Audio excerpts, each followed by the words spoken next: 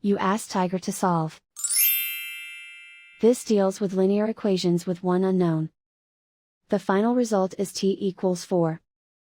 Let's solve it step by step. Group all constants on the right side of the equation. Subtract 2 from both sides.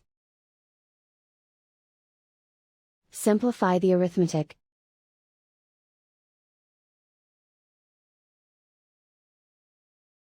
Isolate the t.